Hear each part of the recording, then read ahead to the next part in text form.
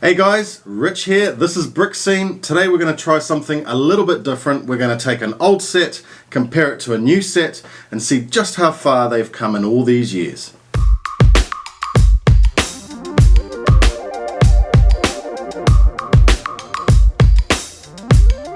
So first of all, a couple of things I just want to go through. Big thanks to everyone who entered our Mandalorian Battle Pack contest. Really appreciate that. Big thanks to the winner. And of course, an even bigger thank you to Toyco for supplying that set to us for review. And of course, another one there for giving away. Awesome stuff. Thank you very much. Another thing as well is we're going to be attempting, or we'll give it a go, a live stream 8 p.m. Tuesday New Zealand time. So look, set your reminder. I'll put a link below. Check it out. Come along. Chat, get involved, it'll be a bit of fun. It'll be Michael and myself, and Paulina will of course be making an appearance too. Now, let's get on to this. So why are we looking at this? Well, look, we got Poe's X-Wing towards the end of last year. Did a bit of a review on that. I'll also put the link for that below as well. I also got a bulk lot at some point last year, and in that bulk lot we found that there was a lot of the early edition Star Wars sets, one of them being this X-Wing. So I thought I would get them out, put them together, and see how far LEGO has come over this time. So let's start with the early one, set number 7140. This came out in 1999. It had 266 pieces, 4 minifigs. You got Luke Skywalker, Biggs Darklighter, R2-D2, and a Rebel Engineer. You also got this little side build Engineer Speeder, whatever you call it. Let's go over the set itself. The overall shape, look, they've got it right. The proportions are right. It looks great. It's a cool little X-Wing fighter, given what we're talking about, the time this came out and the parts available, of course.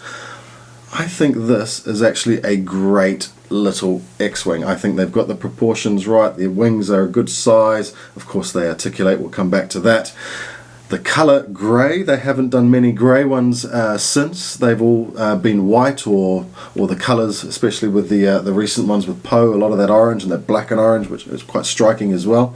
But this one was grey with the tan and the red, and I think it looks fantastic. Obviously, being an earlier set, it's all brick built. There's no Technic pieces in here to hold it together. There's no Technic beams with pins holding pieces together or anything like that. It's all just brick built. We're using real ratchet pieces for the play features as well.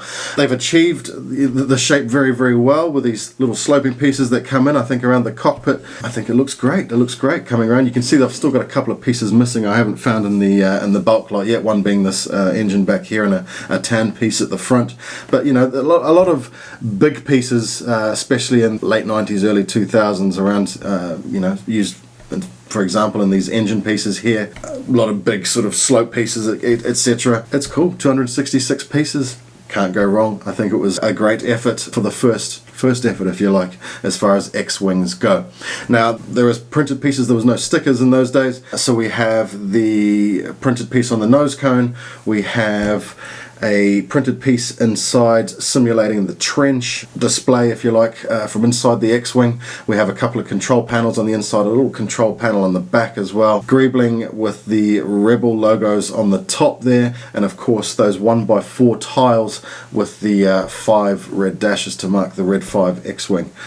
It's a great little model. I like it, and like I say, it's charming. And if this was the first version of the X-Wing that ever came out, and this was, well, it is the first version of the X-Wing that came out, of course, but look, I would have been absolutely happy. I wasn't collecting Lego at the time, but I would have been stoked with this, the shape of it, the proportions, and the articulation of the wings. Going through some of the play features, you have this little compartment that opens up there.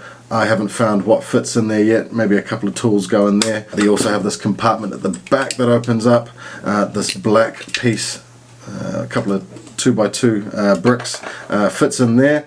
The canopy opens up, of course, and the wings articulate. You have to do each one separately because they are on these ratchet pieces. This was prior to any mechanism that articulates them all at once.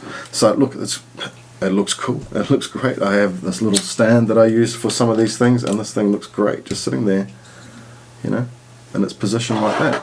Now let's get on to this additional build. Like I say, I still haven't found all the parts yet. I'm missing, well, the tool. I know the tools are there. I just haven't really looked properly for them all yet, so I will get to those and I will find them. But yeah, this cool little extra build. I think it fits in well with this model. The engineer's got something to ride around on. You've got space for a minifigure to ride on there, a little bit of cargo, and obviously the tools too, and whatever this is. Like I say, compared to the source material, I would have been absolutely beside myself happy with this. It's a great model for a first attempt. I like the fact that it's in grey. The contrast between the models that have come since then, it stands out because it's the first one, and it's quite a little bit different from the later models. Now at the time, like I say, any kid would have been happy with any Star Wars Lego model, but I think Lego have done a great job with this one.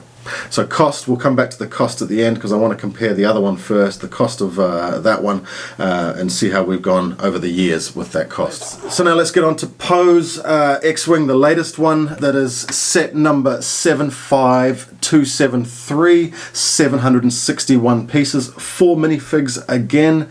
Look, this is from the Rise of Skywalker. This is a great looking X-Wing. It's obviously a slightly different model than that one, being the T-85, a different engine, different look, slightly sleeker looking thing, and I think Lego have achieved the shape of this fantastic. Like I said in my other review, the parts that they've used to get the shape, and this is where it is. We're talking 3 times the number of parts compared to the 20-year-old model, and you can see where they've gone. They, you know, to get this whole shape around the engine now, these are brick-built engines. The wings have a lot more to them as well. The brick-built on these hinge pieces, the brick-built tapering, and into that nose cone. I think, you know, that's where all the extra pieces have definitely gone on this, and all this bulk around the cockpit as well.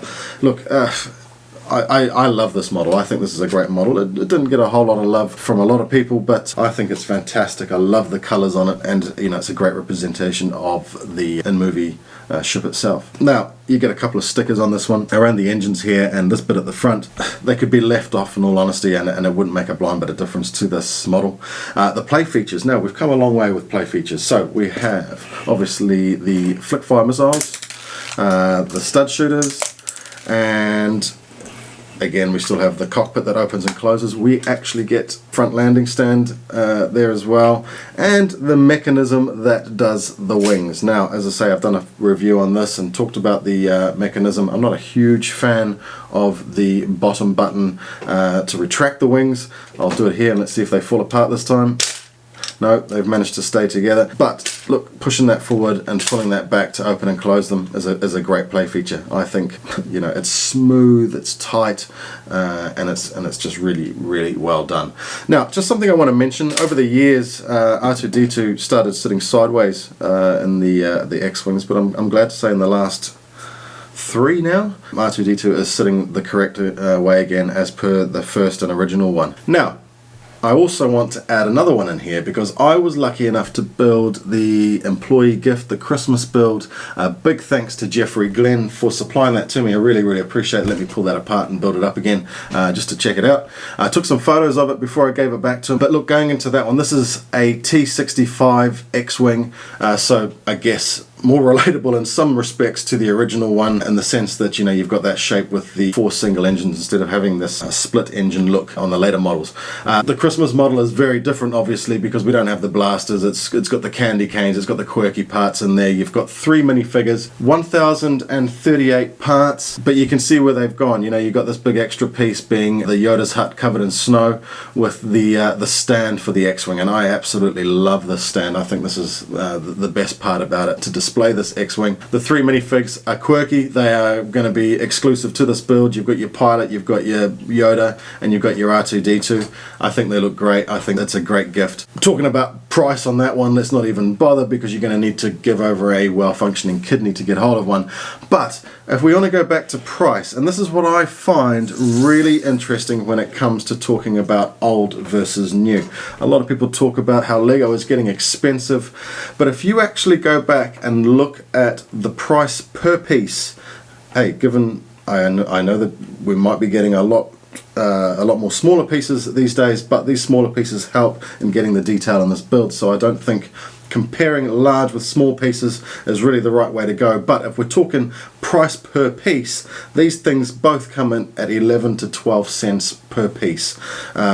Star Wars Lego, I had a quick look before I did this video, it has consistently been in the range between sort of that 9 and 16 US, we're talking about US cents here, US cents per piece.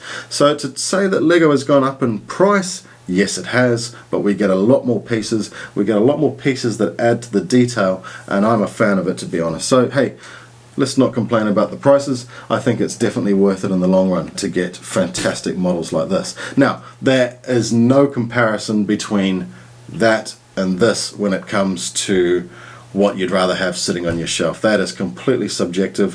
Whether you're into the old models and that's what you focus on, or whether you're into the newer stuff and that's what you focus on, or that's where you've managed to get your hands on so far and you're looking for some of the older stuff, look, this is charming. This looks great on display next to this. I have no problems with that. Now, there are some models that I would not display these days, some old, especially Star Wars models, and we'll come on to those in future episodes of this. But I think that how far Lego have come, the fact that the cost per piece is the same, and we're getting these fantastic looking models is great. But there is a lot of charm, and there is a lot to be said about these older models. So if you can get your hands on them, I wholeheartedly recommend it. I think worth getting your hands on if you can find them, of course.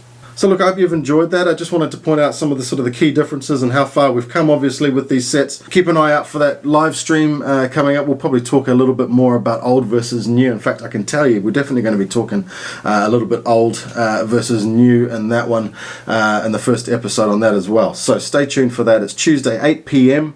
NZ time. I'll post the link below. Thanks again. Take care. Cheers. Bye-bye.